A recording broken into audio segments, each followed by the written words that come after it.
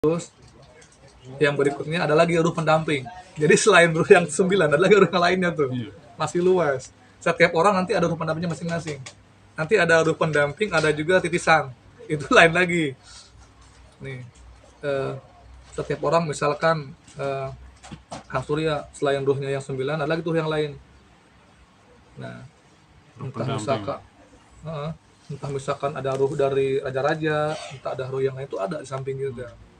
Kayak itu ya teman-teman ya, seperti Nur Muhammad kan. Nur Muhammad masuk ke Nabi Adam, Nabi Ibrahim terus sampai akhirnya ke Rasulullah sendiri. Nah, akhirnya kita ada nama jasad, ada nama ruh. Nama ruhnya siapa nanti kita jasad beda. Kayak Rasulullah kan. Rasulullah nama jasadnya Muhammad, tapi nama ruhnya Ahmad. Di bumi beliau dikenal dengan nama Muhammad, tapi di langit namanya Ahmad. Nah, kita pun juga sama. Nah, Kak Surya misalkan idenya Prabu Gajah Mada ya kan, maka kelakuannya kayak Gajah Mada gitu kan. Nah itu nanti ada ruh-ruh yang lainnya. Nah untuk mengetahui seperti apa nama rohani kita itu lebih mirip ke kelakuan kita yang optimal gitu. Misalkan namanya Dodok namanya kan, duduk namanya Dodok gitu.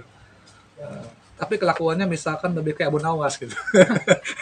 Misalkan kayak Abu Nawas, berarti udah pendamping Abu Nawas. Nah, kayak gitu. Paham ya? Nah, itu. Nah, nanti urut pendamping kita itu tiap orang beda-beda. Ada yang sedikit, ada yang banyak, beda-beda. Dan emang mereka masih hidup ya? Hidup. Kan ruh itu kan kebagi-bagi. Ada ruh orang soleh, ruh orang fasik, ruh orang kasih Allah. Nah kalau ruhnya para wali, ruhnya orang istimewa itu gak meninggal, mereka masih kasih bebasan, kecuali ruh yang disiksa, orang-orang yang fasik, orang-orang yang kafir itu disiksa dia. Tapi kalau ruhnya kayak Nabi Sulaiman, Pak Nabi itu masih hidup, jadi masuk ke tubuh siapa lagi gitu, masuk ke raga siapa lagi, tugaskan kembali. Nah kayak gitu ya, termasuk nurnya Nabi Muhammad. Kayak Kang Surya misalkan, fisiknya misalkan muda, tapi ruhnya udah tua gitu kan, kayak gitu. Kelihatan dari cara bicaranya yang bijak segala macam, berarti tua. Ada yang muda tapi aki-aki kan. Kayak Kang Mas Agung, aki-aki.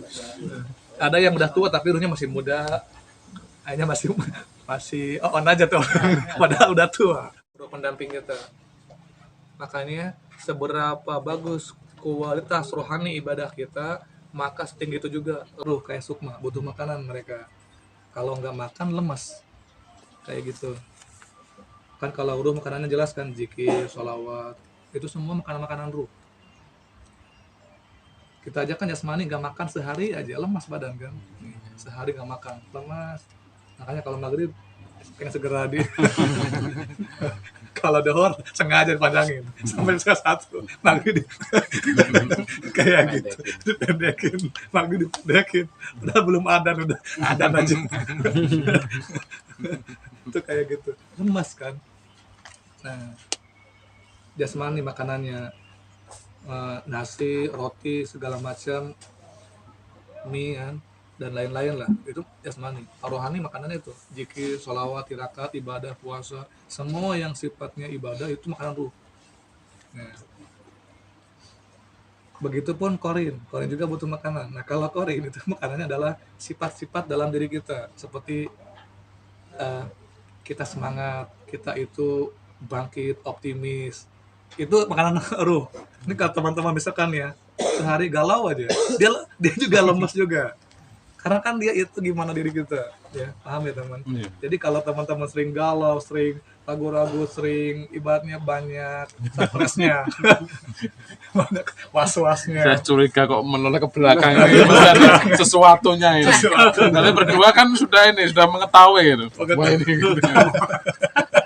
Udah mangsa nih. Ke belakang sampai kaget. Sering pesimis gitu kan, orangnya enggak punya mental yang kuat gitu kan, pokoknya ngambang lah orang itu. Nah itu nanti si korinnya juga akan lemas, lama-kelamaan diambil. Makanya orang yang mentalnya lemah, yang jiwanya lemah, yang gampang dikuasai oleh iblis, itu juga salah satu mekanisme kenapa orang kesurupan. Karena diantaranya orang itu kurang bahagia. Karena iblis masuk ke dua hal, ke orang yang sombong, orang yang tinggi hati, congkak dan sejenisnya. Yang kedua, orang yang sering galau, yang sering sedih. Tuh. Iya. Iblis susah masuk ke orang yang sering bahagia. Makanya iblis susah masuk ke akal surya. Dia nggak kasur apa, susah aja. Makanya nggak jadi medium ya terus ya. yang cepat jadi mediator itu yang sering galau, yang sering sedih, yang sering patah hati. Iya. Itu gampang. Ya, yang sering ngelamun. Karena emang kayak gitu. Itu media dia. Orang yang sering bahagia susah jadi mediator. Susah kesurupannya, Iya. Karena itu kayak gitu. Karena iblis nggak mau masuk ke orang yang bahagia itu. Dia masuk ke dua hal kan. Orang yang sifatnya buruk kayak sombong, congkak, tinggi hati, orang yang mudah benci dan itu gampang masuknya. Waktu dulu sedihnya di apa? Itu gampang nanti karena ada ruang lingkup masuk ke dia. Dia kan maksudnya kepikiran. Kayak gitu ya. Kayak gitu. Makanya di saat orang lagi sedih, dia itu nggak akan ada potensi buat bangkit. Bahkan dalam sebuah keterangan untuk mempelajari ilmu, kalau pengen mudah itu jangan sedih. Orang yang sering sedih susah untuk bisa menerima ilmu. Orang bahagia lah yang nggak menerima ilmu. Nah kayak gitu. Ya. Yang masuk lah ilmu tapi jin. Rohani jadi rohani lagi, makanya guru kita kan guru rohani, artinya menguasai semua tentang rohani kita. Kayak gitu intinya. Tinggal kitanya memanfaatkan waktu buat belajar kayak gitu. Makanya time is knowledge and amalia. Waktu itu ya ilmu dan amalia gitu. Kalau mereka mengatakan time is money, kalau kita time is study. Waktu itu belajar apa saja dari hal terkecil, belajar masak, belajar buatin kopi, belajar buat konten sama. Kan itu produktif juga daripada nggak belajar. Belajar menguji juga Belajar bisa menguji ya. juga sama. Orang yang puasa ruka, rokok. Iya, itu betul. Itu kan ngetes. Budidaya kan. Iya, karena kan sebuah pengakuan perlu dibuktikan. Sebuah yaitu perjuangan perlu dites. Ya itu dites kan. Sampai di mana kualitas rohani kita itu dites gitu. Nah kita puasa sampai di mana tuh tes rokok itu bagus kayak gitu.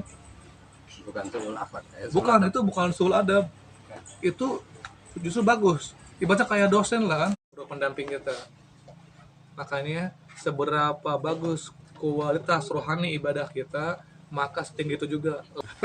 Nah, itu ruh pendamping. Ada lagi yang berikutnya yang disebut dengan hati. Nah, hati juga tuh luas. Hati itu ya luarnya jantung, dalamnya hati gitu. Jadi luarnya emang jantung, tapi isinya hati. Makanya kata Rasulullah, dalam diri manusia itu ada segumpal darah. Jika darah itu baik, baik seluruh tubuhnya, yaitu hati atau jantung. Artinya, kalau disimpulkan dari semua pengalaman saya mengobati, semua bentuk penyakit berawal dari hatinya.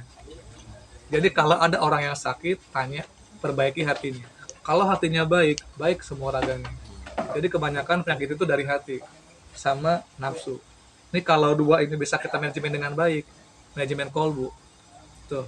Jadi sebetulnya segala obat itu ada di hati. Penyakitnya dari hati, obatnya pun dari hati. Karena emang itu hadisnya kayak gitu. Jika segumpal itu baik, baik semuanya. Tapi kalau buruk ya buruk. Nah kayak gitu.